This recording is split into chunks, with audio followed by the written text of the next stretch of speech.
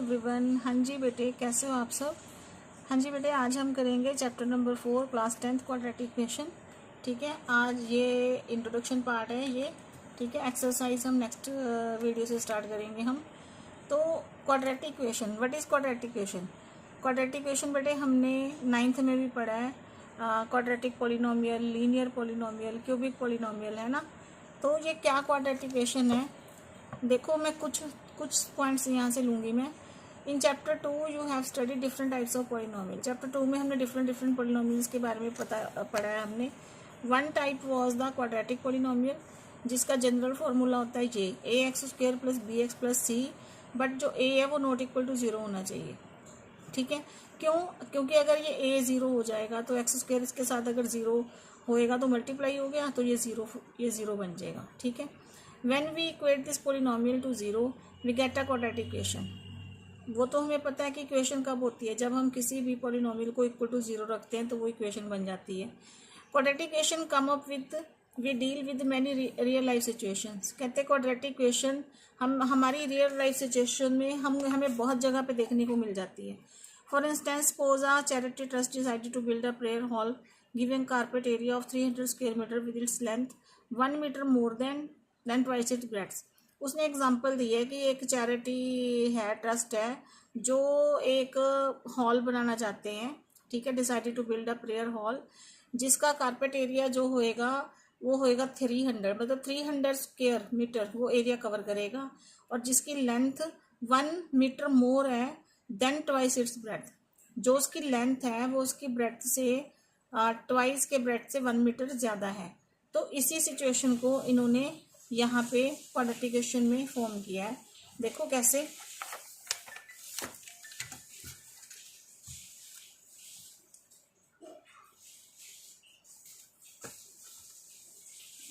देखो बच्चे, अब 9th क्लास में हमने क्वाड्रेटिक पॉलिनोमियल के बारे में पढ़ा है। ठीक है, क्वाड्रेटिक पॉलिनोमियल का जनरल फॉर्मूला चाहिए जहाँ पे इक्वल टू 0 नहीं होना चाहिए। अभी हमने इंट्रोडक्शन मैथ्स में भी पढ़ा है अभी, है ना।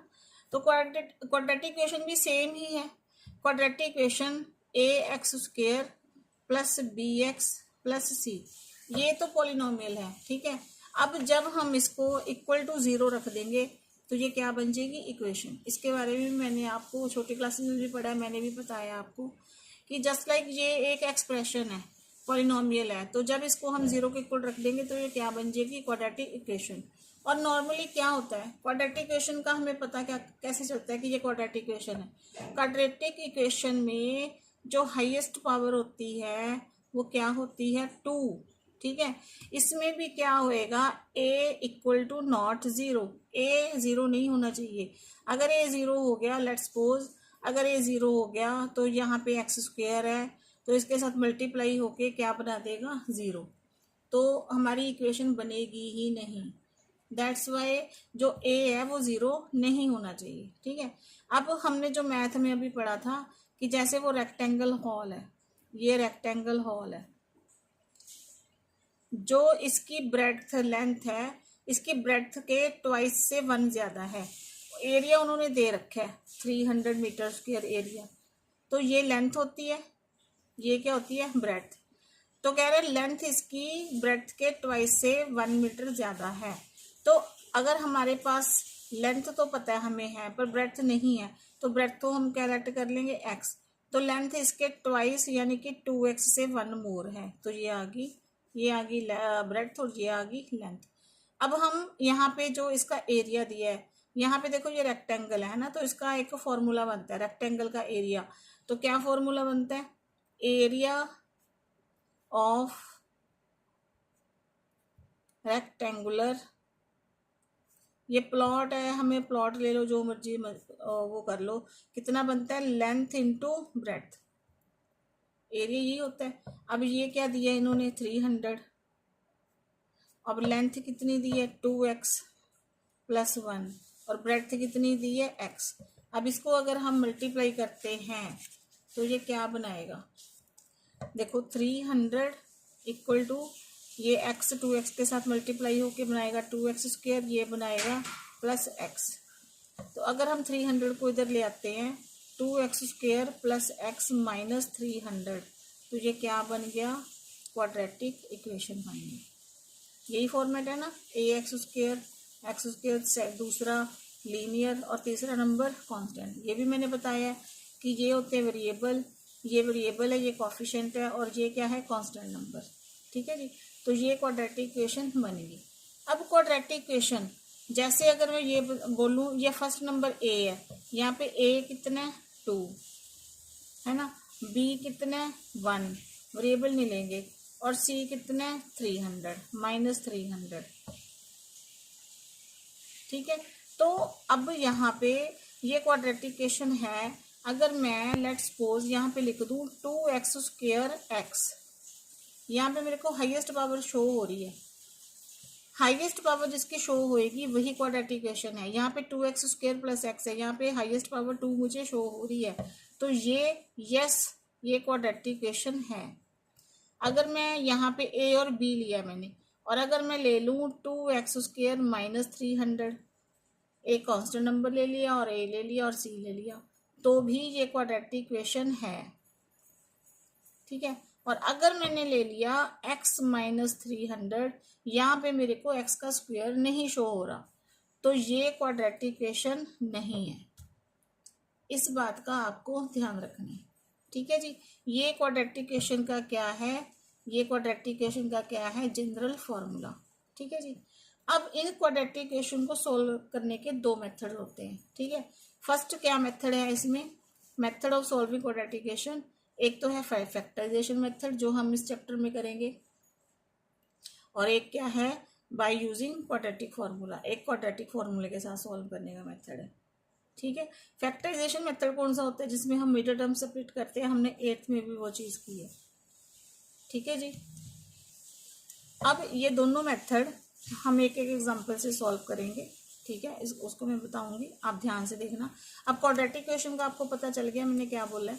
क्वाड्रेटिक इक्वेशन का मैं फिर दोबारा बोल रही हूँ, क्वाड्रेटिक इक्वेशन का जनरल फॉर्मूला है ax² + bx + c = 0।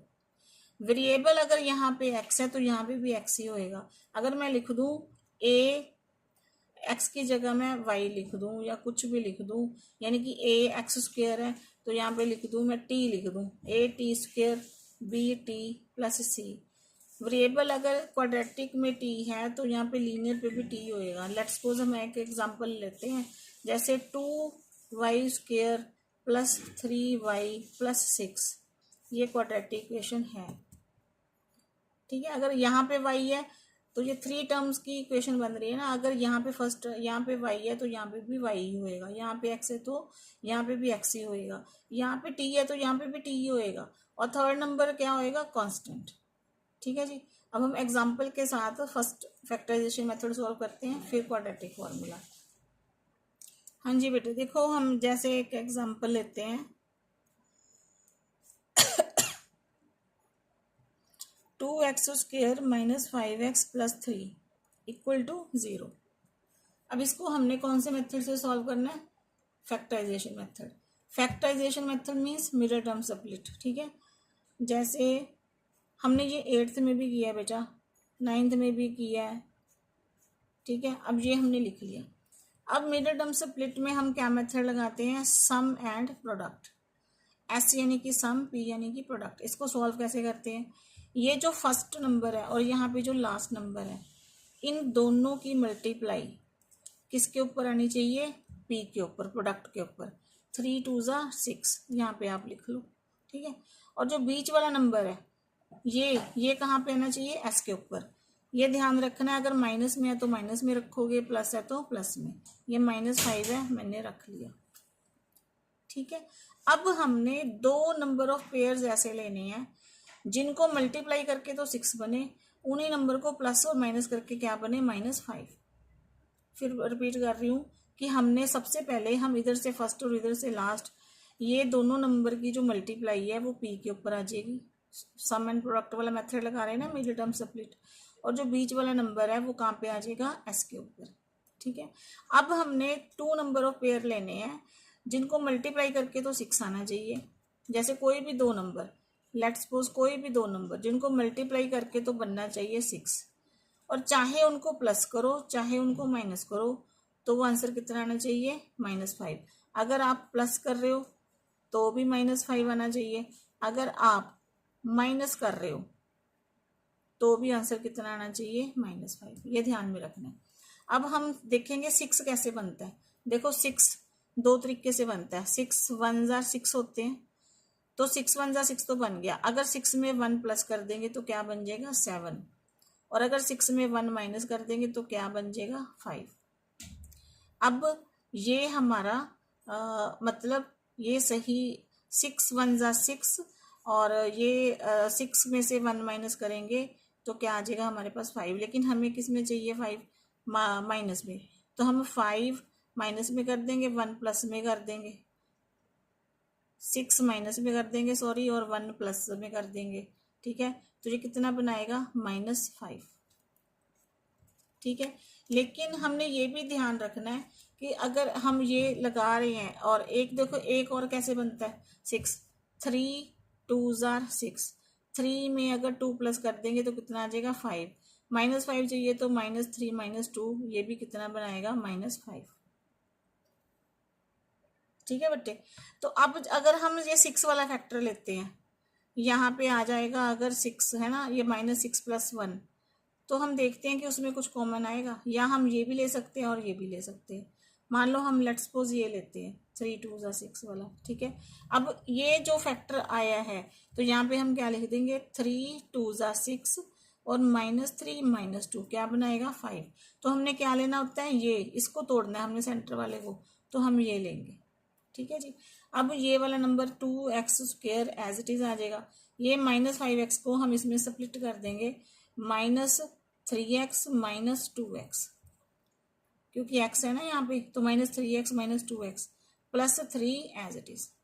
अब इनकी पेयरिंग कर लो, इन दो की अलग पेयरिंग, इन दो की अलग पेयरिंग। अब यहाँ पे क्या कॉमन आ रहा है, यहाँ पे सिर्फ x कॉमन आ रहा है। ठीक है, तो अगर हम यहाँ पे लेते हैं x, अंदर क्या रह गया, 2x, और यहाँ पे क्या रह गया, 3। अब यहाँ पे कुछ कॉमन नहीं है तो यहाँ पे क्या आएगा, 1। तो अंदर सेम 2x, और ये माइनस है तो क्या आएगा, -3। देखो आप चेक करो, x × 2x क्या बनाएगा, 2x², माइनस का minus, x × 3 -3x as it is. इसमें से कुछ भी कॉमन नहीं है, कहने का मतलब यहाँ पे x है, यहाँ पे x नहीं है, और यहाँ पे 2 है, यहाँ पे क्या है, 3 है, तो कॉमन कुछ भी नहीं है। तो माइनस माइनस था, माइनस ले लिया, 1 ले लिया, 1 -1 × 2x क्या बनाएगा, 2x, -1 × -3 तो क्या बनाएगा, प्लस। ये ध्यान रखना कि अगर बाहर माइनस है तो अंदर यहाँ पे क्या आ जाएंगे, साइन चेंज। दूसरी बात, जो आप कॉमन ले रहे हो ये हमेशा सेम आने चाहिए।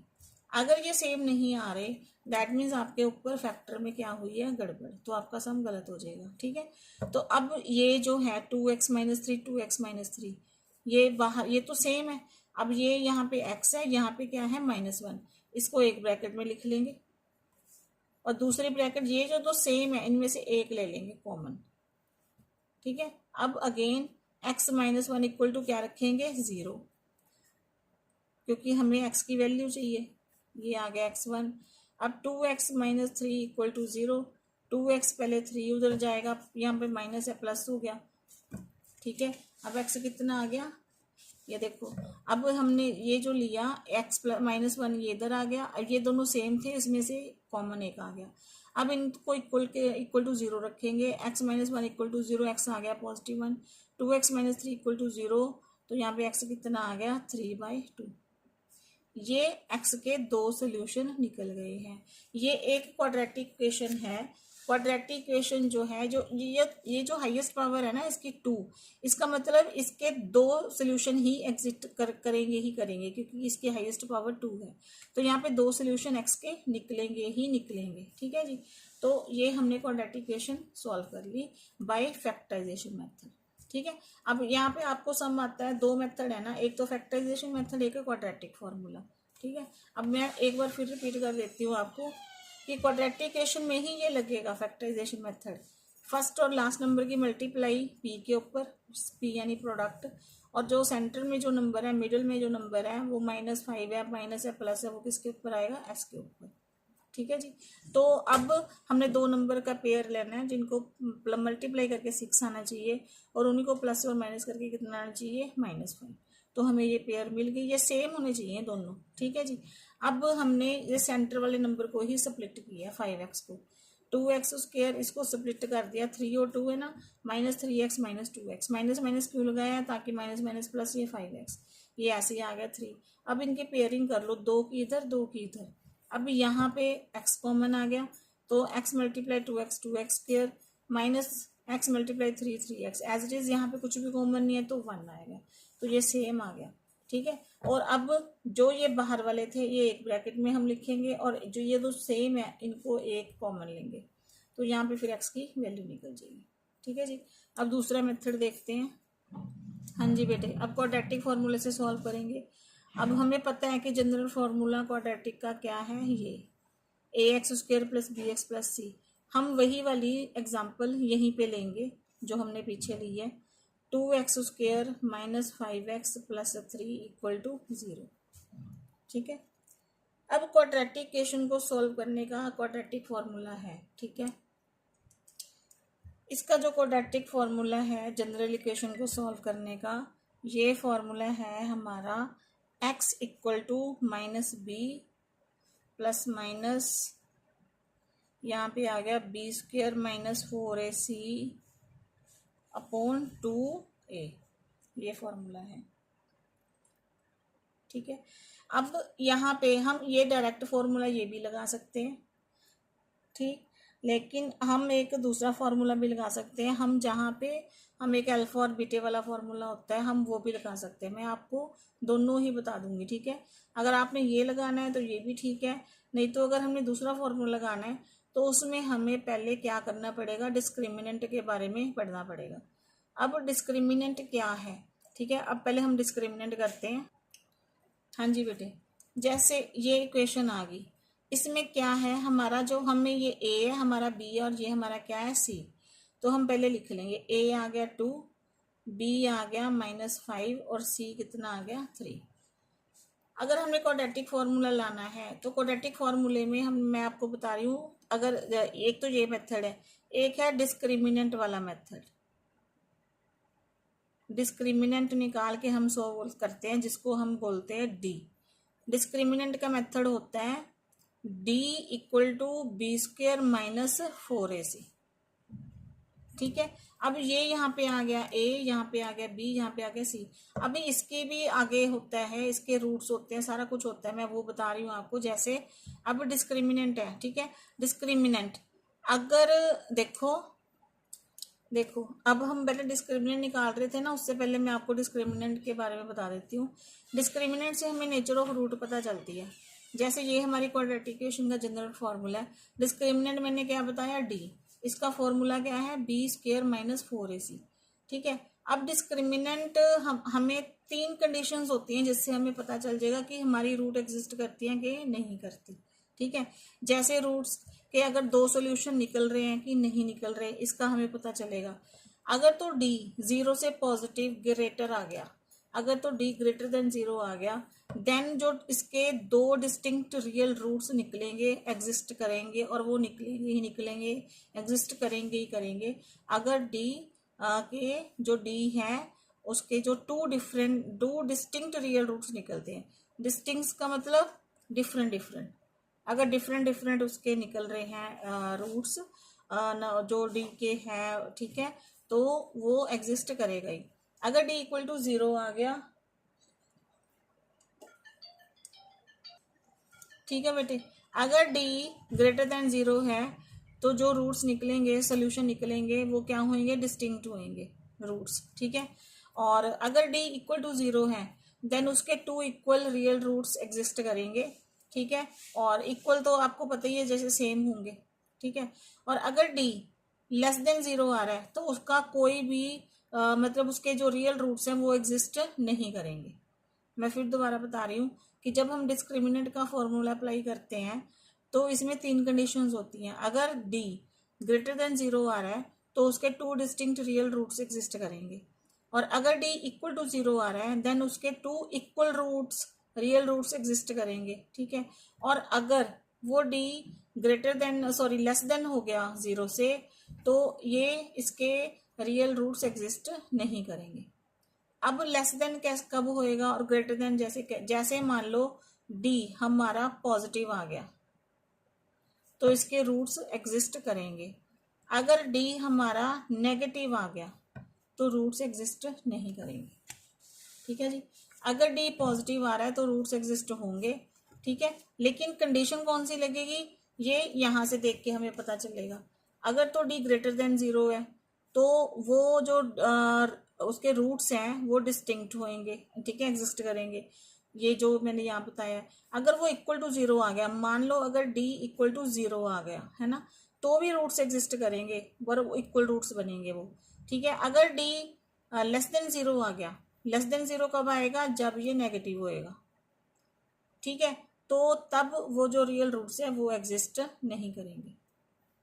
ठीक है बेटे, तो इसके लिए जब जो मैं मेथड आपको बता रही हूँ क्वाड्रेटिक फॉर्मूले का, तो उसके लिए हमें सबसे पहले क्या लगाएंगे, डी।